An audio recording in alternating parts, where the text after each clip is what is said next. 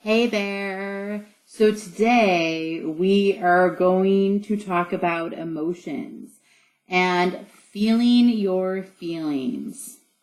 Now this can feel like the heaviest of the days. So just know that going in, that sometimes this one is challenging for folks, and it can feel like a lot, but it's okay because you can do this. I say this all the time, okay? There was a time in my life when I believed that I would never stop stress eating. There was a time in my life, I can remember it, when I believed it was something I had to live with, and it was just something I had to work around. And I would just have to accept the fact that every time life threw a curveball, I was going to gain weight and I was going to gain my weight back. Because I didn't think it was possible to not go to the kitchen when something happened or I had a bad day at work or you name it, whatever. I just believed that turning to food was part of my making and who I was. And that could not have been further from the truth. It's a habit. It's a habit that people turn to something to distract from a feeling like stress, like sadness, like boredom. I know boredom's a big one for a lot of people. And boredom was one for me also. Like when you're bored and you just like grab the chips or you grab the whatever and you just eat because you're bored. And what I'm trying to say is it doesn't have to be that way. Our emotions, okay, first of all, let me start with this. The human emotions, like all of the emotions, right? The good ones and the bad ones are all part of the human experience, okay? Every single human being has sadness and stress, anger, joy. I mean, there's tons and tons and tons of emotions. It's part of being human. And so when you can learn to feel them, all of them, and accept them, and let them process through you, you take control. You're in control. It's when you're buffering from them and when you're trying not to feel them that you're not in control, and that's when the emotion has taken over. Because that's what's then that's what's driving you to do something. And I mean, I think it's interesting, if you're watching this right now and you follow me, then chances are you are probably a stress eater or some form of an emotional eater. And I always think it's interesting because, there's people who choose alcohol, there's people who choose drugs, there's people who choose gambling, shopping. I mean, you name it, a lot of those things when they're done in excess become a buffer, and food is no different. I always like to say, like, food was my drug of choice, and it was so easy because it really wasn't ever going to get me in trouble with the law. I wasn't going to get arrested for eating an entire sleeve of Thin Mints during Girl Scout cookie season, right? It was in some ways it's kind of the easiest, least expensive of the things to do is food. So I share that just to say, like, there's a lot of things that you can do to buffer from those feelings. But when you can learn to feel those feelings and just allow them to pass, which is what they're meant to do, that's the doorway to freedom. And it is possible because I've done it. And truly, I mean, I can remember, just even going back to 2013, thinking, this is just the way that it is. I I eat when I'm stressed. Like, I don't know what to do. There's no way to stop this. And there is absolutely a way to stop it. And it is the most amazing thing when you stop it. Because then you realize like food is just not in control. So today, what we're going to do is practice feeling the feeling that becomes the boss of you. The one feeling, the one emotion that typically takes over and drives you to the kitchen most often, okay? So what I want you to do today, what you're going to do today is just pick one emotion that you know drives you to food. Like, which one will you try to comfort with snacks, okay? For me, it was stress. Now, this challenge that we're doing is stop holiday stress eating. So I'm guessing a lot of you, stress is the main culprit, right? But again, it could also be sad, bored, lonely, angry, like mad. It can also be excited and happy.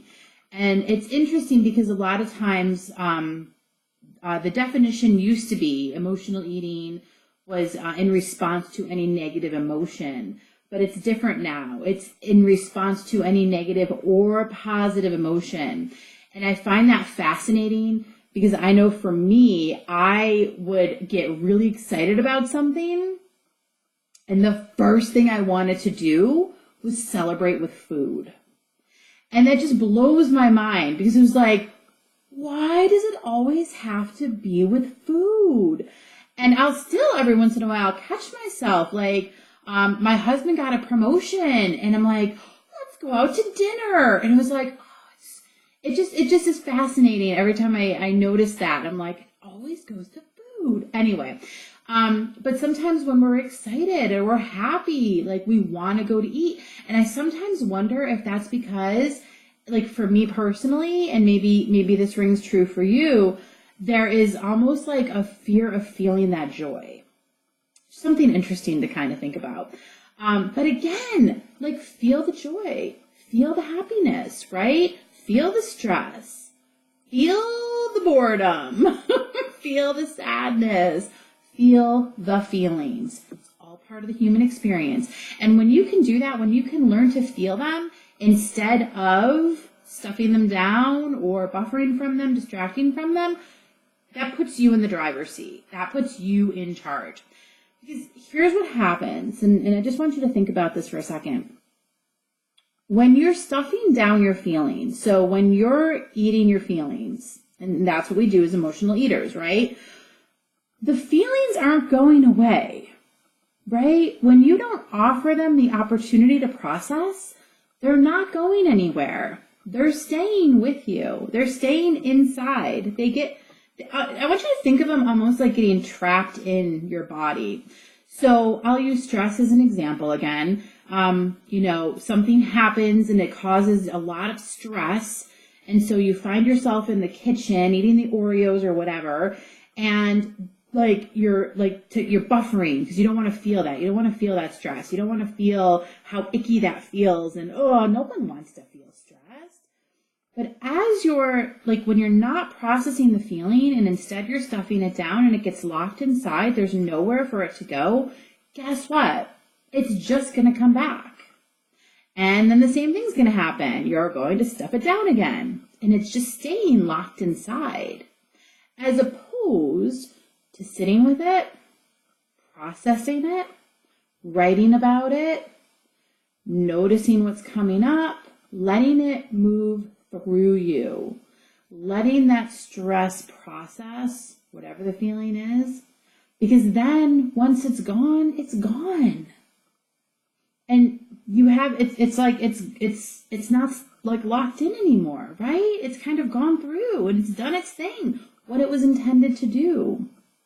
That's power.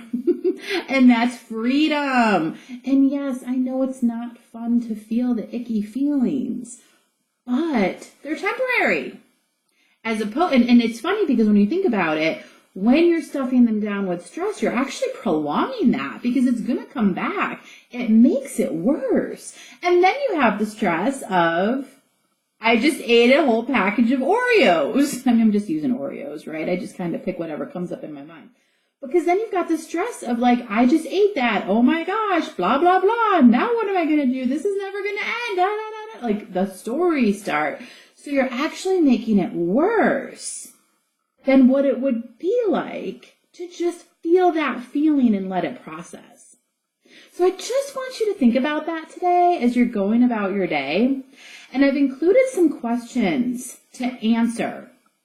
So this is a great opportunity to write in your notebook and to journal as you answer these questions for yourself. So take a look at those and really, you want to pick whichever feeling is like the one that I say becomes like the boss of you, right? Which one takes over.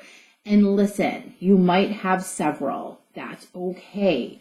Just pick one for today. Just pick one to practice with. Because once you pick the one and kind of practice with it and answer the questions and experience what it's like to feel that feeling, then you can go back and you can choose another one. So say you want to start with stress. Do the stress today, answer the questions, feel the feeling, and then if you want like another day, next week, whatever, practice with another feeling. You can keep doing the same exercise with the different emotions. Okay? So, again, kind of a heavy topic. It might feel like a lot. Also, what's important as you're going through these days, chances are, if you're an emotional eater, which I'm assuming you are because you're watching these, this has probably been a habit that's been with you for a long time. At least a few years, I'm going to guess. And so this is some old stuff. This is stuff that's been around for a while. As I've probably mentioned before, I was a stress and emotional eater for over 30 years. So it's stirring some stuff, right? So it's really important as you go through this challenge to take extra special care of yourself. This is why it's really important to not be in the judgment zone and to really be aware of the way you're talking to yourself as you go through these days. The things that is your critic coming up? What's your critic saying? Just noticing the thoughts that you're having about yourself as you go through these days. And again, my 3 favorite words, exploring with kindness, compassion, and curiosity, being kind to yourself, being curious and exploring with compassion. Because again, it's been around for a while, digging up some old stuff. You want to be gentle with yourself. Otherwise, it's going to pop you right back where you were. So do something nice for yourself. And tomorrow, the next day, we're going to have, it's going to be more fun. So hang in there with me. Stay with me. And we'll have more fun tomorrow. Okay? So I will see you soon. Have a great day. Bye.